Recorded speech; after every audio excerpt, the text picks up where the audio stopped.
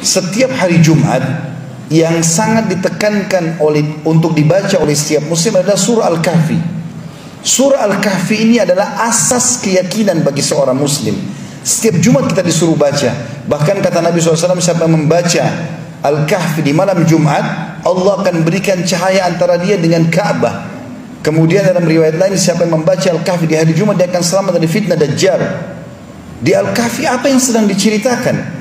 Di beberapa ayat pertama adalah keyakinan yang dibangun oleh Allah Subhanahu wa taala.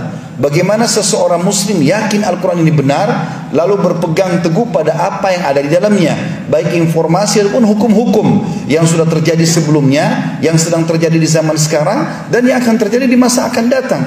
Dan semua yang dibutuhkan dalam roda kehidupan di muka bumi ini, dari sisi sosialnya, ekonominya, politiknya, semuanya ada dalam Al-Quran. Kemudian mulailah Allah Subhanahu wa taala memberikan gambaran 3 kisah yang unik sekali. Kisah tentang Ashabul Kahfi, 7 orang anak muda yang beriman kepada Allah. Di zaman pada saat itu orang semuanya tidak ada yang beriman kepada Allah. Lalu untuk membawa keyakinan mereka ini bahwasanya memang ada Tuhan Allah, mereka selamatkan diri ke gua. Dan akhirnya Allah Subhanahu wa taala dengan kayak itu menyelamatkan mereka. Allah tidurkan mereka 309 hari di dalam gua tersebut dalam kondisi tubuh mereka tidak rusak. Dan Allah suruh kita ulang-ulangi kisah itu setiap Jumat. Renungi kisah itu, bahwasanya keyakinan akan membawa kepada keselamatan, terutama kepada Allah Subhanahu wa taala, atau keyakinan kepada Allah Subhanahu wa taala. Kisah yang lain juga Allah ceritakan tentang perjalanan Nabi Musa dengan Nabi Khidir alaihi wassalatu wassalam.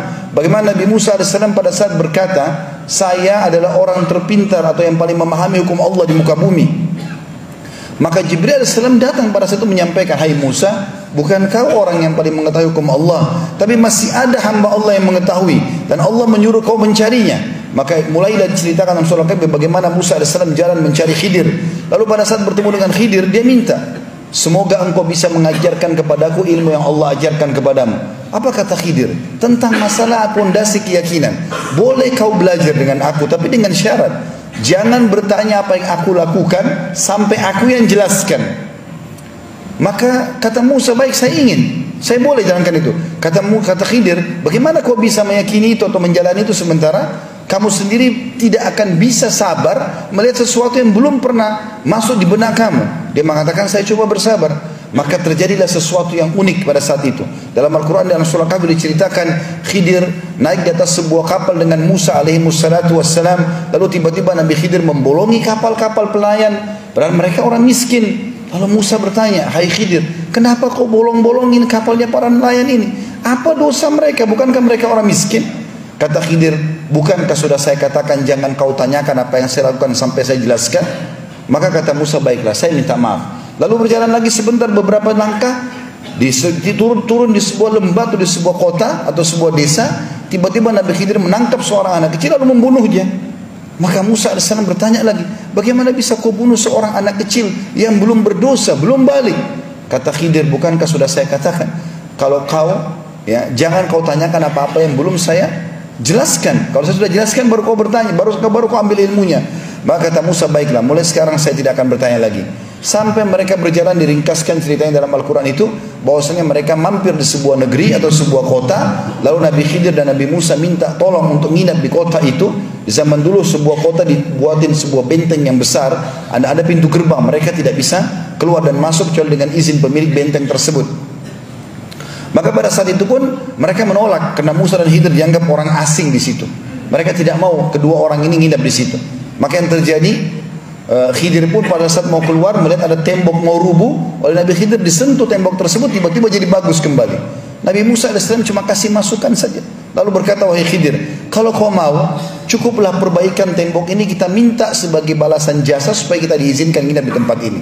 Kata Khidir AS, saya sudah katakan, hai Musa, sekarang saatnya kita berpisah. Saya sudah bilang jangan menjelaskan apapun atau bertanya sebelum saya jelaskan.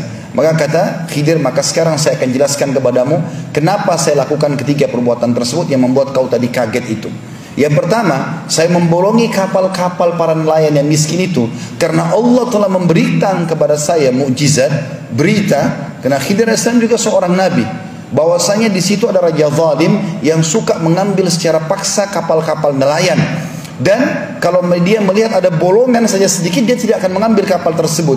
Allah suruh saya membolongin kapal-kapal itu, nanti nelayannya tinggal tambal sedikit saja, tapi dengan itu mereka tidak kehilangan kapalnya. Anak kecil yang saya bunuh itu juga sesuai dengan perintah Allah, karena anak itu sangat durhaka dengan kedua orang tuanya, dan Allah menyuruh saya membunuhnya. Maka pencipta dia menyuruh saya membunuhnya, maka tidak ada dosa bagi saya. Kemudian juga Allah ingin mengganti anak itu, kalau meninggal sebelum balik, maka dia akan selamat karena belum ada hukum padanya. Serta Allah gantikan buat kedua orang tuanya anak yang saleh, karena kedua orang tuanya orang saleh. Dan yang ketiga adalah saya memperbaiki tembok itu bukan karena saya berharap balasan, tapi di bawah tembok itu ada harta yang disimpan oleh ayah pemilik rumah itu. Jadi rumah itu rupanya dimiliki oleh dua anak yatim, ayahnya sudah meninggal. Di bawah tembok itu ayahnya meletakkan harta untuk kedua anaknya, tapi belum sempat dia jelaskan, kemudian dia meninggal dunia. Maka kalau rubuh tembok tersebut, masyarakat itu akan mengambil secara paksa. Maka saya disuruh oleh Allah perbaiki tembok tersebut sampai sudah bagus tembok itu, barulah kemudian nanti satu waktu kalau mereka dewasa Allah rubuhkan, harta itu akan dimiliki oleh anak yatim tersebut. Ini kisah kedua yang Allah ajarkan kepada kita setiap Jumat baca, sesuatu yang Allah tentukan dan terapkan walaupun mustahil di mata manusia, dibangun di atas pondasi keyakinannya. Dan yang ketiga kita tentang Zulkarnain, seorang raja yang berkuasa di muka bumi ini. Bagaimana dia menghadang dua suku besar Ya'juj dan Ma'juj untuk menyebarkan kerusakan di muka bumi. Dan dengan izin Allah dia bisa membendung kedua suku tersebut dengan membuat sebuah benteng yang sangat kuat di antara dua gunung dari timah yang dipanaskan dengan besi-besi yang disusun dan dipanaskan juga. Maka kisah ini selalu disuruh kita ulang-ulangi karena di dalamnya berbasiskan atau membangun di atas keyakinan seorang muslim.